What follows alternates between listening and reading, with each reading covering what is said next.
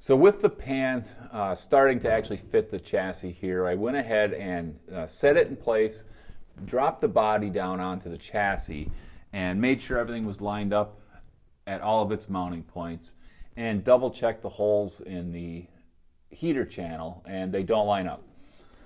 So we know that they will line up, or pretty close to it, but right now the whole pan is too far forward and it's still too far out. So after some figuring here and kind of looking around, really what's going on is this curved area right here.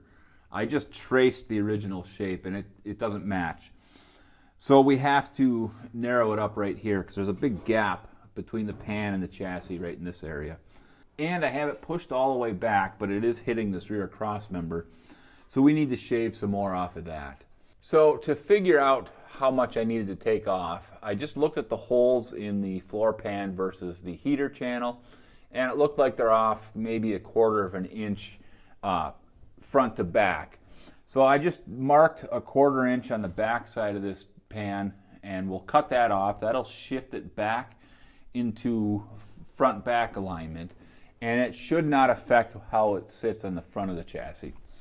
As far as bringing it in and closing up this gap right here, I just found a 1/4 inch piece of steel and I followed this contour and scratched a line to give me an area to cut. I'm going to go ahead and pull this back out, so that just means I got to lift the body back up, and then I'll make these cuts and I'll bring you right back to here and show you how things are fitting. All right, well, I said I'd show you how this pan fit after I cut this off, and well, I lied. I actually just spent the better part of the last, 2 hours trying to get this thing to actually sit down correct. Once we got it trimmed up to the right length, everything was sitting pretty good. The holes were lined up. I went ahead and got all the bolts put in. And then I could not get this section of the pan to sit down on the little lip that holds it. And this back corner here is just all shaped wrong. This curve didn't match at all, and I just could not get things to behave. So what we ended up doing is a whole bunch of massaging. Let me bring you up close so you can actually see what we had to do here to get this to fit. So right in here, you can see how this kind of steps down just a little bit. This corner was just too short, and so this whole back side of the pan was lifted up, wouldn't let anything sit down correct.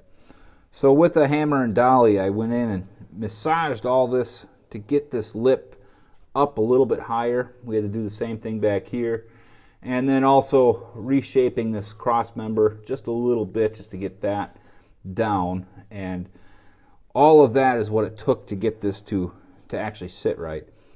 We're finally at that point now where I'm happy with the fit. I'm going to do a little bit of trimming right here just because it sits up on this big weld. And I got to do a little bit in the front as well. Same thing, the corner just catching the original weld here. So once I get that trimmed out and I get the front corner trimmed out, then we should be in really good shape. Now, one thing I want you to take a look at here, and just take note if you're going to be doing this job yourself, you need to make sure that the pan is cut back short enough that it doesn't actually hit up tight against the tunnel here. Where this is bent around, there's a bit of a radius, and we need to make sure that it's back far enough off of that radius so it will sit flat to the flange. I had to come back and make a few adjustments in a few areas because it was so close. It was lifting it up and there was a gap in there. So now that we've got it trimmed back, and it's about, I'd say, 1/16 of an inch back from the edge, and that is just enough to make sure that this will actually sit flush.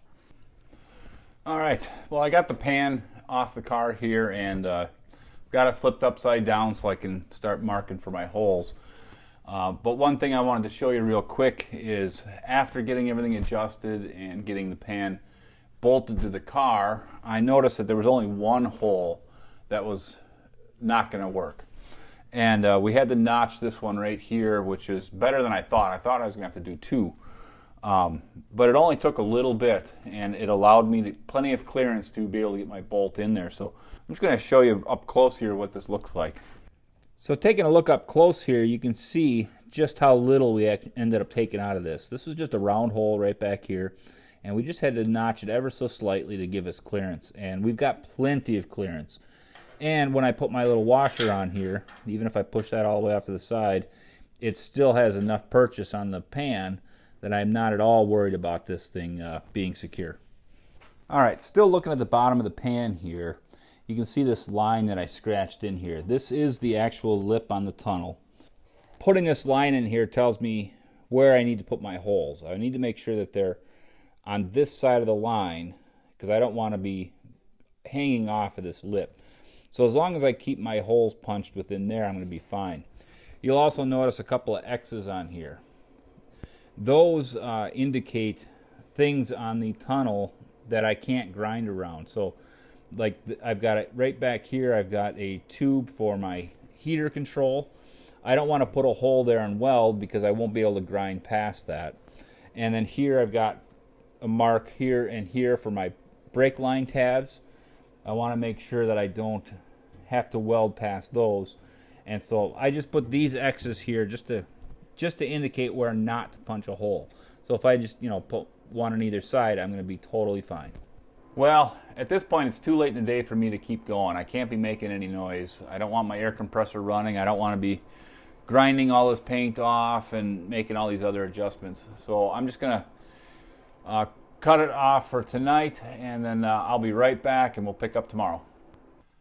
Here we are, next day, and we're going to go ahead now and get some holes punched in this, and then get the paint cleaned up, and really just kind of get things ready to install.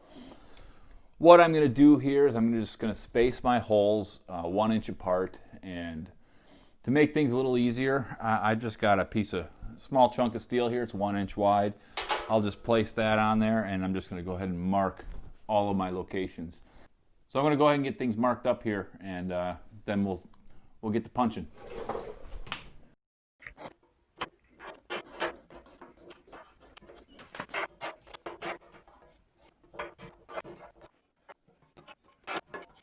All right, well, we got everything laid out here. We know exactly where we want to punch all of our holes, and I was careful to make sure I avoided all the areas where I have the X's, just so I know I don't have any problem with cleanup with anything being in the way. Now we're just going to go ahead and get the holes punched, and for that I'm just going to use one of these hole punching flanging tools. I got this from Harbor Freight, but I'm going to throw a link in the description to an Amazon one that I think is probably equivalent. One thing I noticed about this when I was doing some other repairs is the hole size is a little bit small for the plug welds that we're going to be doing. So after I get all the holes punched, I'm going to take a step drill bit and come back and enlarge all the holes to 5/16 of an inch. I find that by enlarging the hole, I'm able to get a much cleaner weld, as well as I'm welding to some pretty thick metal, so I want to make sure I get some good penetration in the flange on the tunnel. So it's really simple. We'll just line this up with our mark here, give it a pull on the trigger, and we've got our hole. So now I'm just going to go around and get all these punched, and then I'll get them drilled out, and then we'll move on.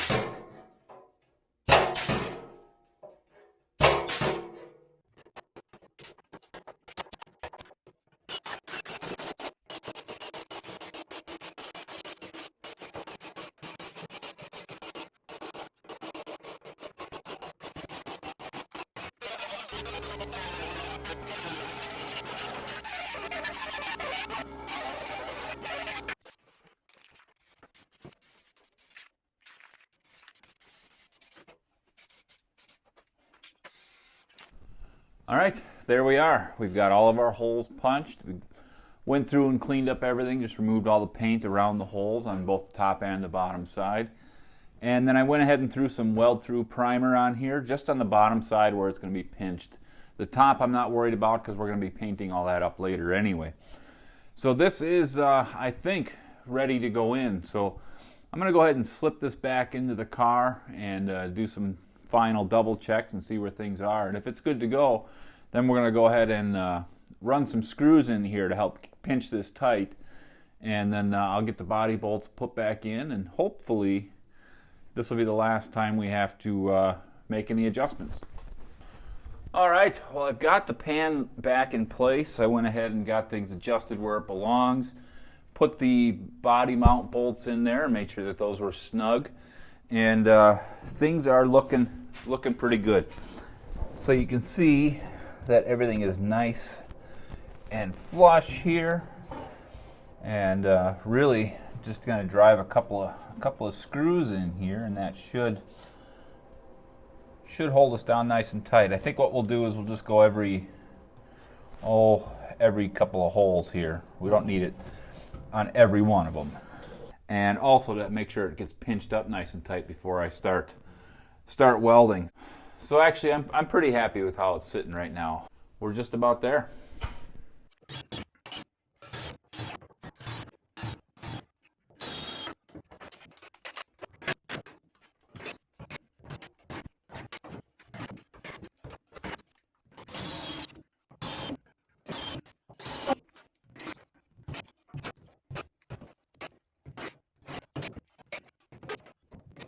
And there we go. So everything's screwed in. It's held down nicely. Everything pinched up exactly the way we wanted it to. So really, it's there. It's pretty solid even right now with nothing welded, and I am real happy with how this turned out.